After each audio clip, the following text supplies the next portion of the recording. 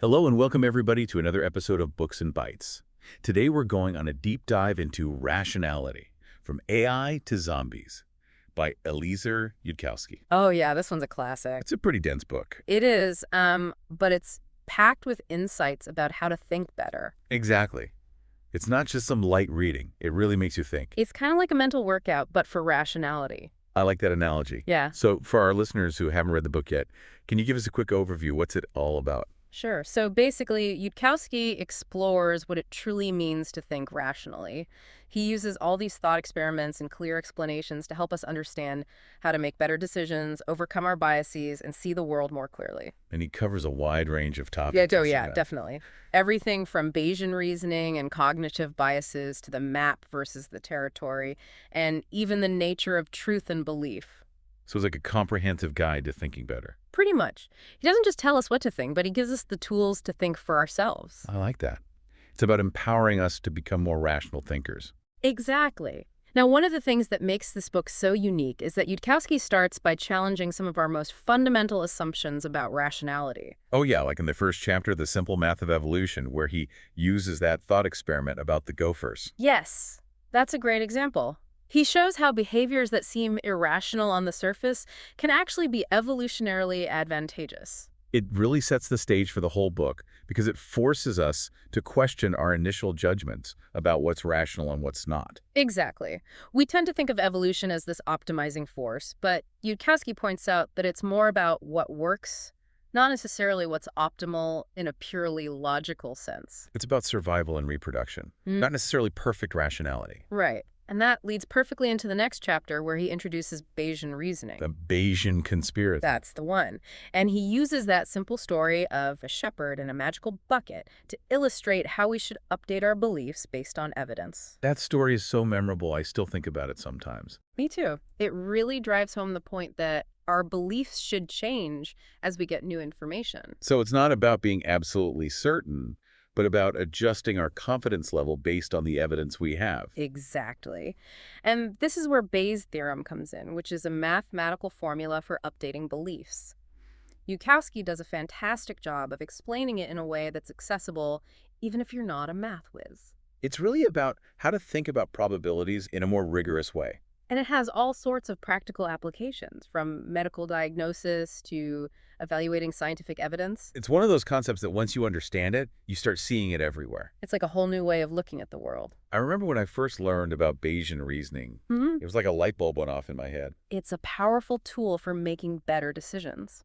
Now, one of the most mind-bending ideas in the book is this concept of how an algorithm feels from inside. Oh yeah, that one's a trip. It's where he really starts to explore the nature of consciousness and how our internal experience might not reflect the true nature of reality. He asks us to imagine ourselves as a simple algorithm, following a set of instructions. We experience the world through our inputs and outputs, but we have no awareness of the underlying code that's governing our actions. It's like we're characters in a video game, unaware of the programming that's dictating the rules of the world. Exactly.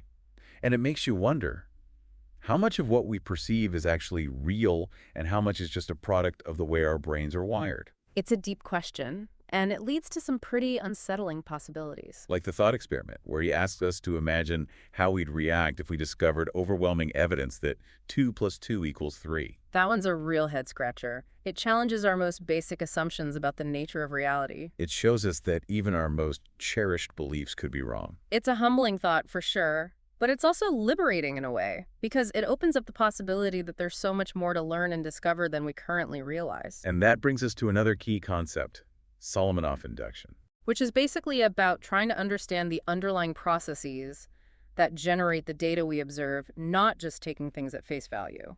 So instead of just seeing a series of events, we try to figure out the rules or algorithms that are producing those events. Exactly. It's like looking for the code behind the matrix. It's about seeking deeper patterns and explanations, not just settling for superficial interpretations. And it's a way of becoming a more sophisticated and nuanced thinker. Yudkowsky argues that humans have this unique ability to understand our own seeing, which allows us to correct for optical illusions. Mice, for example, can see, but they can't understand the process of seeing itself. It's like they're trapped in their own perception, unable to distinguish between what they see and what's actually there. It highlights the importance of being able to step outside our own subjective experience and recognize that our perception isn't always accurate. And that leads us to another big idea, the map versus the territory. One of the most famous concepts from the book. Can you remind us what that's all about? Sure, it's the idea that our thoughts and beliefs are like maps, and reality is the territory.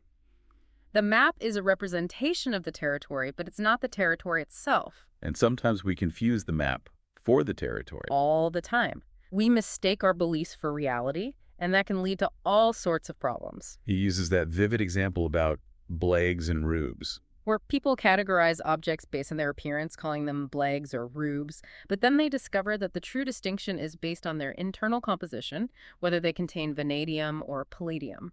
So their initial categorization based on surface features was just a superficial map, while the internal composition is the actual territory. Exactly.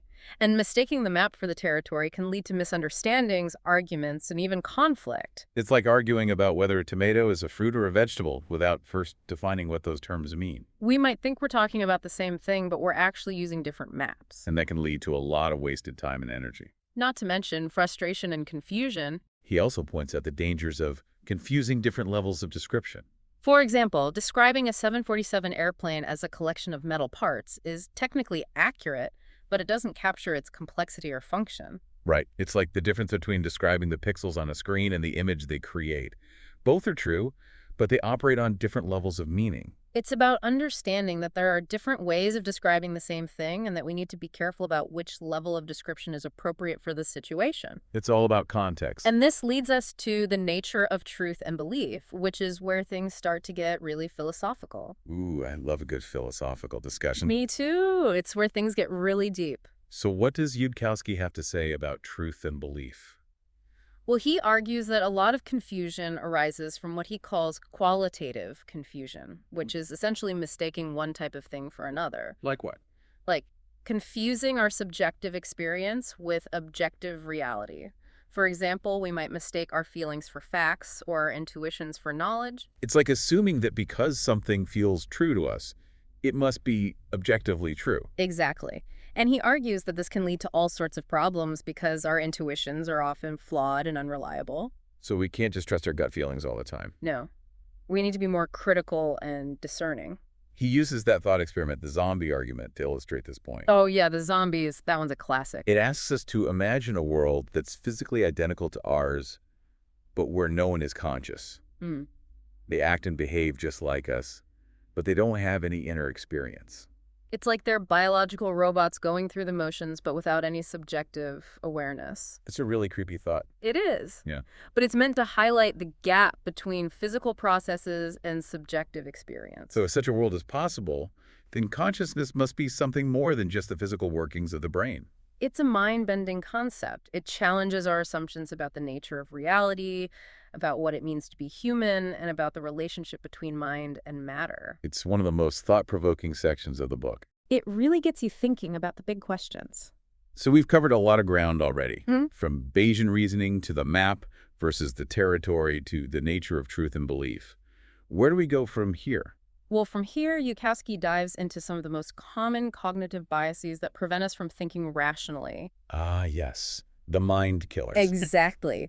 These are the mental shortcuts and distortions that can lead us astray, even when we think we're being logical. And he covers a lot of ground here. Oh, yeah. Everything from confirmation bias and halo effect to the availability heuristic and the conjunction fallacy. It's a real rogues gallery of mental traps. But the good news is that once we're aware of these biases, we can start to mitigate their influence. It's all about becoming more self-aware and more deliberate in our thinking. Exactly. It's about developing those critical thinking skills that allow us to see through the illusions and distortions that our minds can create. Well, I'm definitely ready to learn more about how to overcome these mental pitfalls. Yeah. But I think that's a good place to pause for now. Sounds good to me. We'll pick up our deep dive into rationality, from AI to zombies, in the next episode. Until then, keep those minds sharp and stay curious. See you next time. All right, so let's talk about these cognitive biases that Yudkowsky calls the mind killers. Yes, Let's dive into that. Yeah. It's such a fascinating topic. I mean, we all have these biases, right?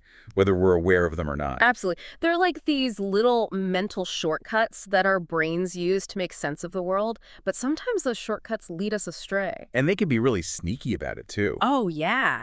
They can operate below our conscious awareness, so we might not even realize that our thinking is being influenced by them. Which is why it's so important to be able to identify them. So let's start with one that I think a lot of people can relate to, confirmation bias. Ah, yes, the classic.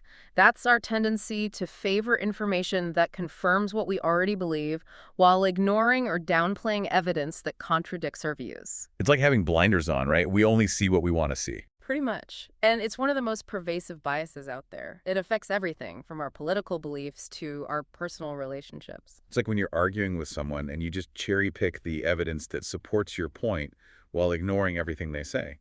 Exactly.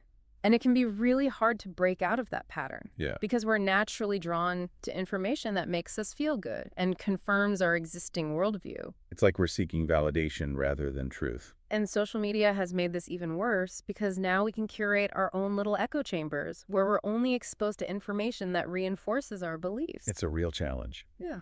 But Yudkowsky offers some helpful strategies for combating confirmation bias, like actively seeking out information that challenges our beliefs. Right. It's about being willing to step outside of our comfort zones and expose ourselves to different perspectives. It can be uncomfortable, but it's essential for developing a more accurate and nuanced understanding of the world. He also talks about the importance of steel manning, which is the opposite of straw manning.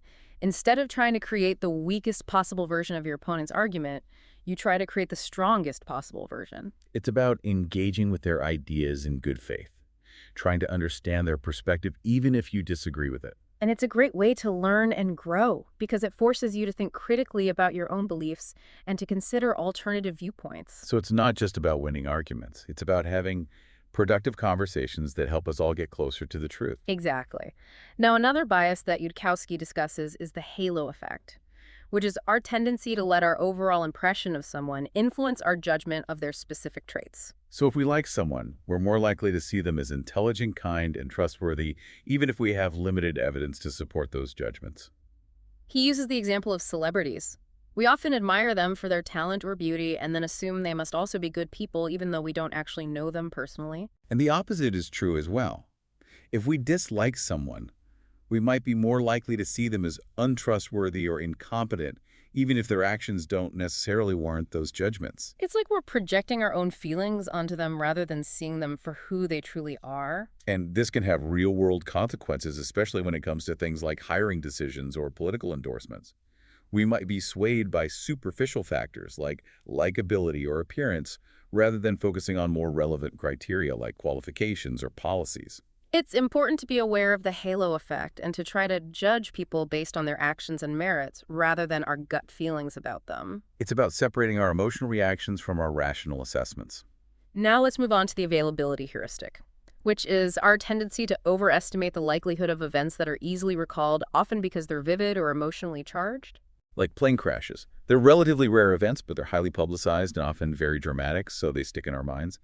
As a result, we might overestimate the likelihood of being in a plane crash and avoid flying altogether, even though statistically it's much safer than driving. That's a perfect example. Our perceptions of risk are often skewed by our own experiences and the information we're exposed to. So we need to be mindful of this and consult statistics and data rather than relying solely on our gut feelings. And then there's the conjunction fallacy, which is our tendency to assume that specific events are more probable than general ones. Can you give us an example of that one? Sure.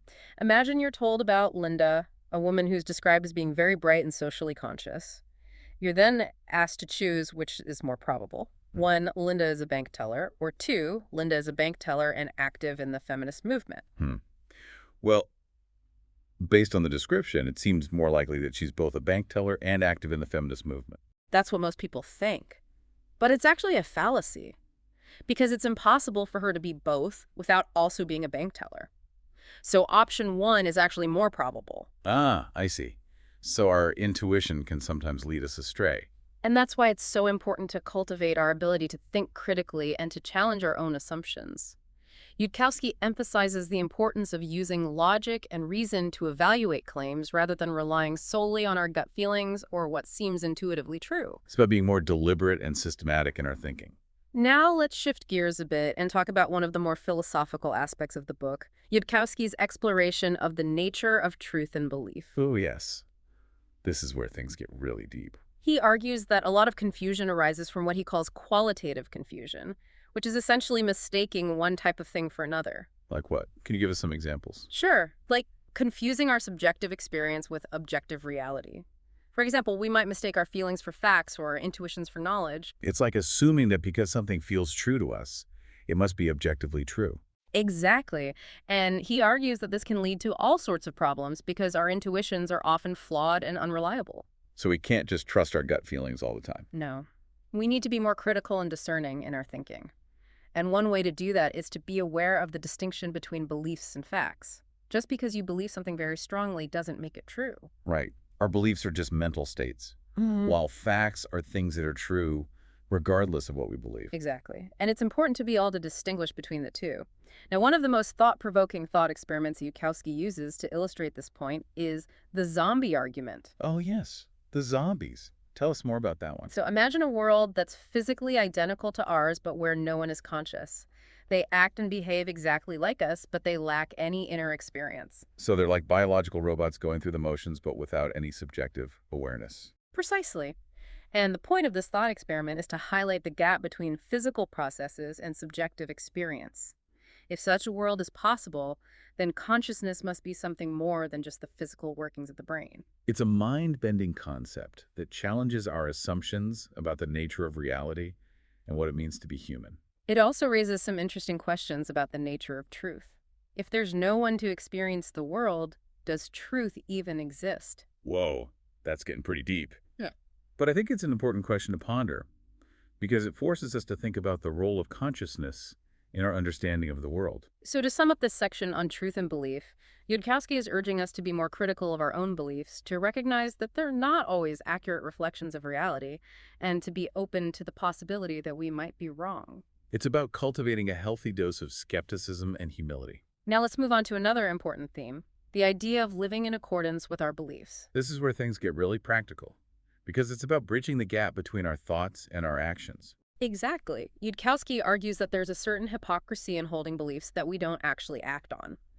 If we truly believe something, then our actions should reflect that belief. It's about walking the talk. Right. Not just talking about our values, but actually living them out in our daily lives. He uses a thought-provoking example to illustrate this point.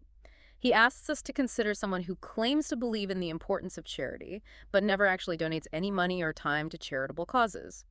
He argues that this person doesn't truly believe in charity, at least not in a way that's meaningful or impactful. It's a good point. It's easy to talk about our values, but it's much harder to actually live them out. He challenges us to identify the areas where our actions don't match our beliefs and to take steps to bridge that gap. It's about living with integrity and authenticity, about being true to ourselves and the values we hold dear. I think that's a powerful message.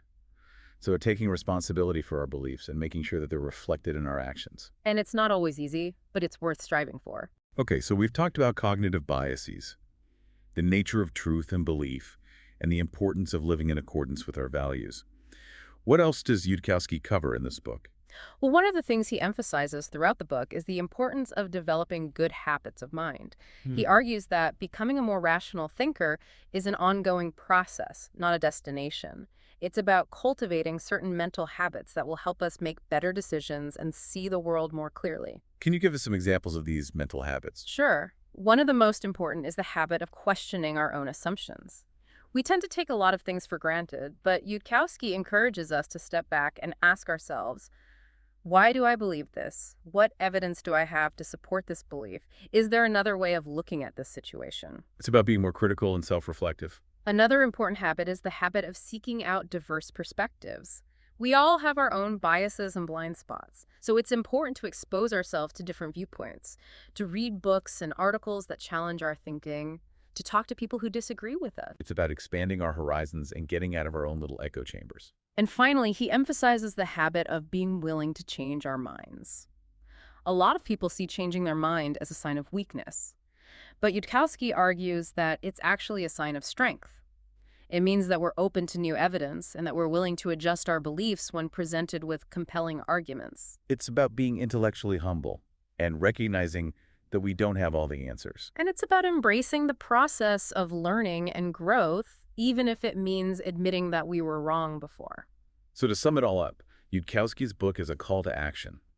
It's an invitation to become more conscious, more intentional, and more rational in our thinking and our living. It's a challenge to question our assumptions, to seek out evidence, and to be open to changing our minds. And it's a reminder that rationality is not just an intellectual pursuit. It's a way of life that can lead to greater happiness, fulfillment, and meaning. It's about using our minds to create a better world for ourselves and others. Well said. I think that's a great place to leave it for now. Oh, great. It's interesting how Yudkowsky ties all of this together. He doesn't just present these ideas in isolation. He really shows how they all connect and build on each other. Yeah, he does a great job of weaving together these different threads into a coherent whole. And one of the things that really struck me was his emphasis on the importance of finding joy in the process of learning itself. He doesn't want us to see rationality as this dry academic pursuit. He wants us to approach it with a sense of wonder and curiosity. It's like he's saying that the pursuit of truth can be an adventure. Exactly. It's not just about getting to the right answer. It's about the journey of discovery itself. And that journey can be incredibly rewarding, even when it's challenging. So as we wrap up our deep dive into rationality, from AI to zombies, what's the one thing you hope our listeners will take away from this conversation? I would say it's the idea that rationality is not just an intellectual pursuit, it's a way of life. It's about using our minds to understand the world, to make better decisions, and to live more meaningful lives. And it's not something you're born with. It's a skill that you can develop and cultivate over time. Exactly. It's like any other skill. The more you practice it, the better you get at it. So if you're interested in becoming a more rational thinker, Yudkowsky's book is a great place to start. It's challenging, but it's also incredibly rewarding. And even if you don't agree with everything he says, it's sure to make you think in new and interesting ways. Well said. I think that's a perfect note to end on. Thanks for joining us on this journey into the world of rationality.